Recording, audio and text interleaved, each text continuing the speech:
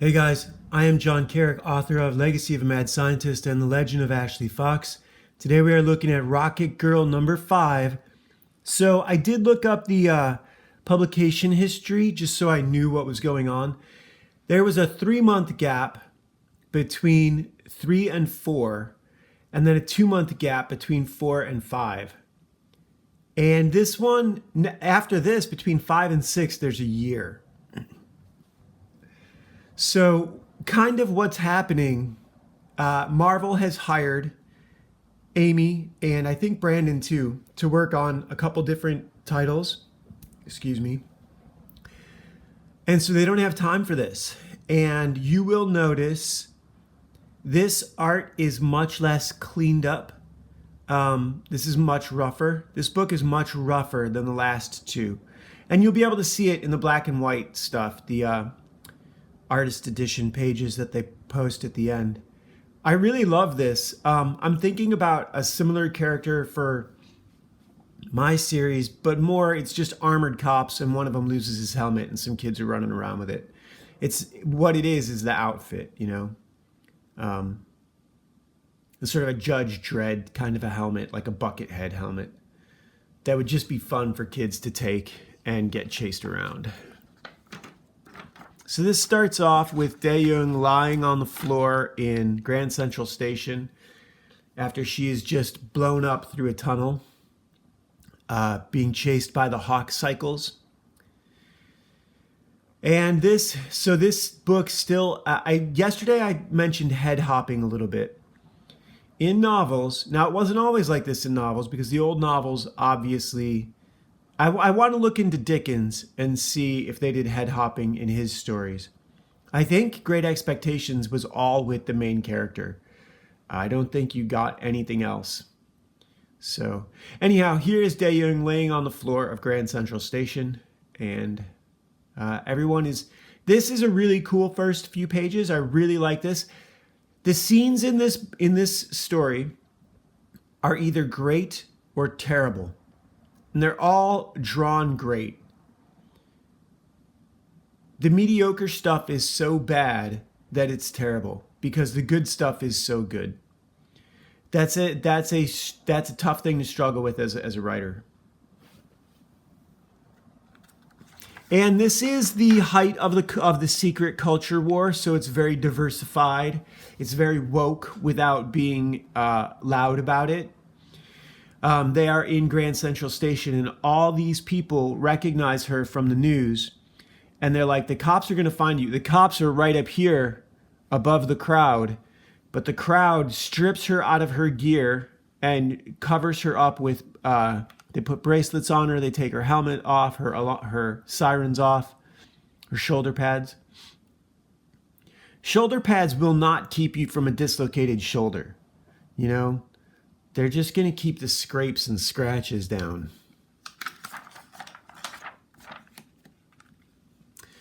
All right, I feel like I'm flipping this too fast. The art is magnificent. It really, really is. And up through here, it's a great, I love the 4-panel page. That's awesome. That's awesome. I love this. I wish comics looked like this instead of like this. Now what's going on here is the cops find the tunnel down into the subway under the station and discover the smashed Hawk cycles.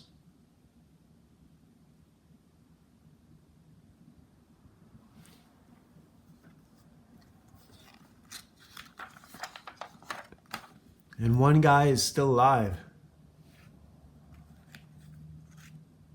His friend is dead. But the guy who had his face blown open, he survived. And apparently he has amnesia.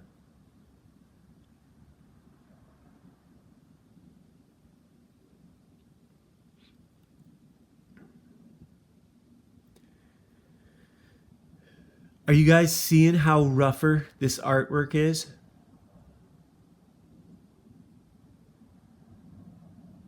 It's still amazing. It's still awesome.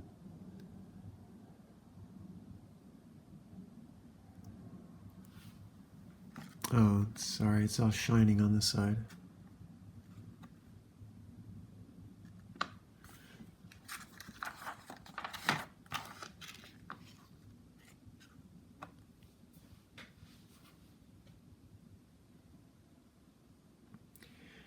Now we get two of those scenes that I would cut. The commissioner in the future and the quantum mechanics shadowy bad guys who we don't see, which is really just an exposition scene about their plans.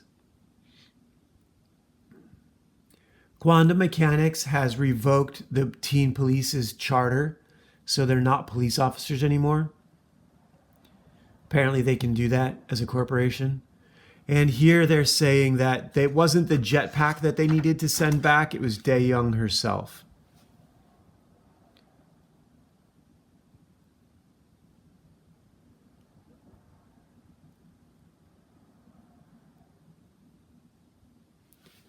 This is the teen commissioner and her police officers who have just been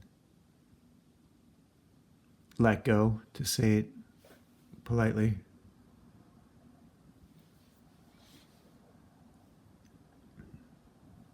Artwork is amazing. This story could never have found an audience. Who could this have landed with? This story does not have an audience.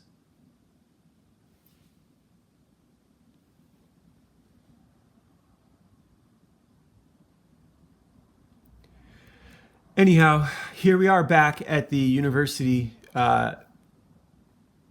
lab where Dae-young arrived, and Annie has sabotaged the equipment and blows it all up.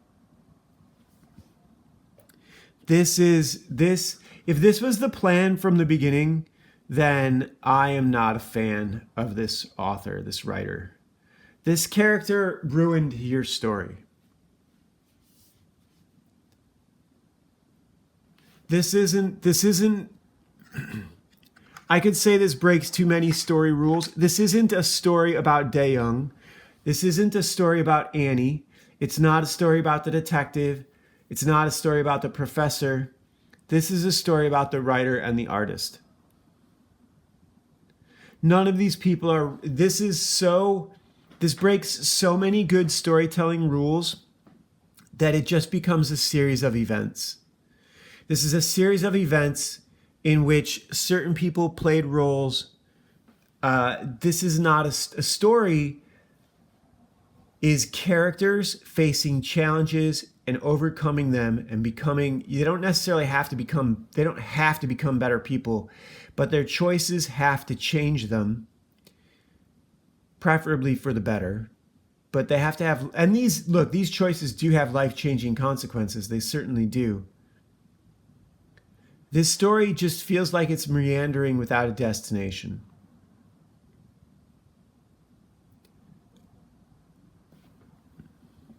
These feel like disparate events, unconnected events that are only connected by circumstance. Here, Dae-young landed on top of the elevator and is rescuing Annie, and that, I suppose, maybe I'm just not the audience for this.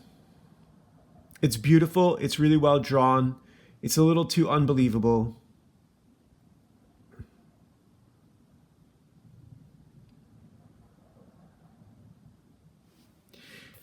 Oops. It's not just that it's unbelievable. They are doing a lot with light different. They are treating light differently in this issue, especially in this scene. Look at how the red and blue police lights on Dae-young's shoulders are what's lighting everything. This took a lot of work, but because I'm already disconnected with my hate for this character, Annie, because I can't stand her, and because of how she treats the people around her. I mean, think about what she did here, right? She didn't talk to anyone. She didn't go over this with all the people on her team. She just unilaterally took action like a bully, like a boss babe, and destroyed everyone's work. And then when the professor confronts her about it, she says, "You'll never rebuild my part." This is she's saying that yeah, I did this work, but I don't like you anymore, so I'm taking it back.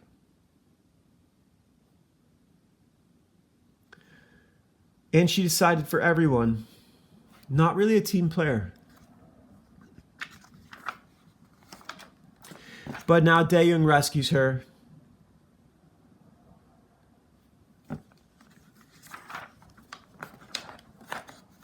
And Dae-young is staying at her apartment.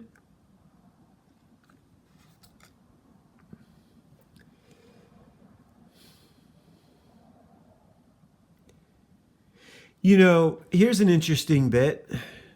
This right here, this panel, I think is one of the only reasons that they're in 2013 and not 300 years into the future, because you'd still have 120 power, 120 volt power. Other than that, this doesn't make sense. This is plugged in, is what I'm saying. This is plugged in like an iPhone. That should be impossible.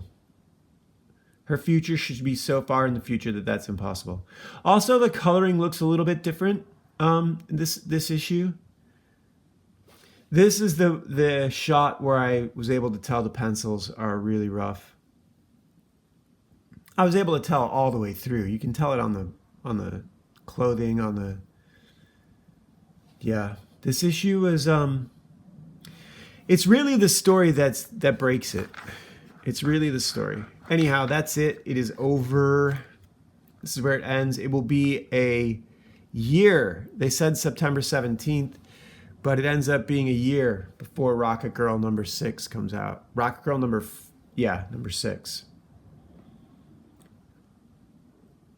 They said they were just going to take a few months off. They ended up taking off a year. So here's Dae-young dressed normal. She's back in the past. You could have compressed all 5 of these issues into one issue. If you knew where, if the writer had known where the story was going, you could have crushed all of this into one issue. And this is the danger of writing and drawing at the same time, not having your destination in mind.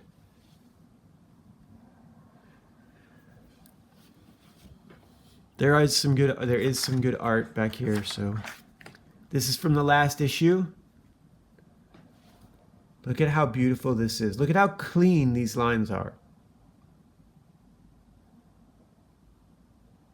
If this is done by hand, which I presume that it is, that is, Amy Reeder is an amazing artist. It's really too bad that the story is not strong enough.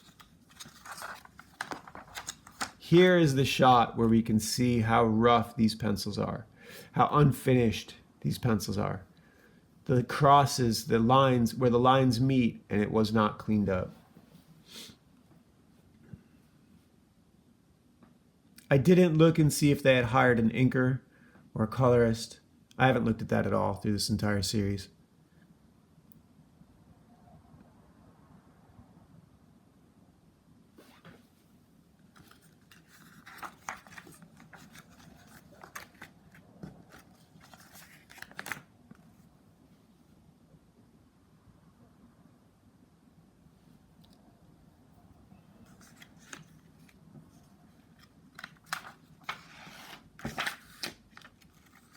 That's really nice.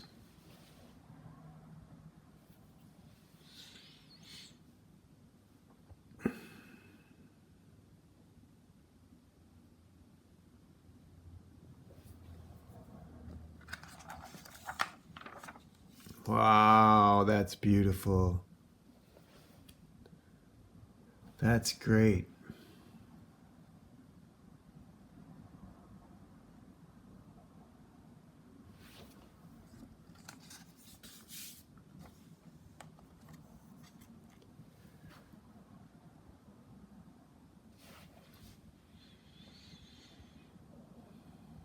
All right, let's do the next bit. Hey guys, so we were looking at Rocket Girl number 5. It's drawn really well. It's a really beautiful comic. I don't like the story. I don't like the story because the main character's goals aren't clear enough, and the ancillary characters take up too much of the story as it unfolds. It's drawn really well, though. It's drawn really, really well. So, today's episode is brought to you by Legacy of a Mad Scientist and The Legend of Ashley Fox, my science fiction fantasy novels here on YouTube, on Amazon, on Smashwords, as ebooks, as paperbacks, as audiobooks. Today's conflicted card, God, I'm dropping everything. Today's conflicted card, this is deck 3, card number 4 of diamonds. Gordon, again, is our main character. He has been captured by someone who has set up some sort of makeshift prison, a group of people. He and members of his group have been captured, along with his son. So Gordon and his son are prisoners, and they have an opportunity to escape, but they can't take anyone with them.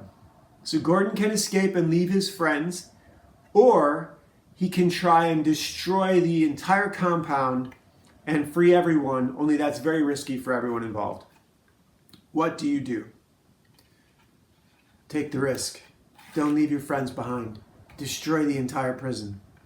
If you run and leave them behind, you will feel guilty forever, and you will diminish their opportunities to escape, because now there are fewer people that the guards have to watch, and if they are livestock, then every single one of them matters.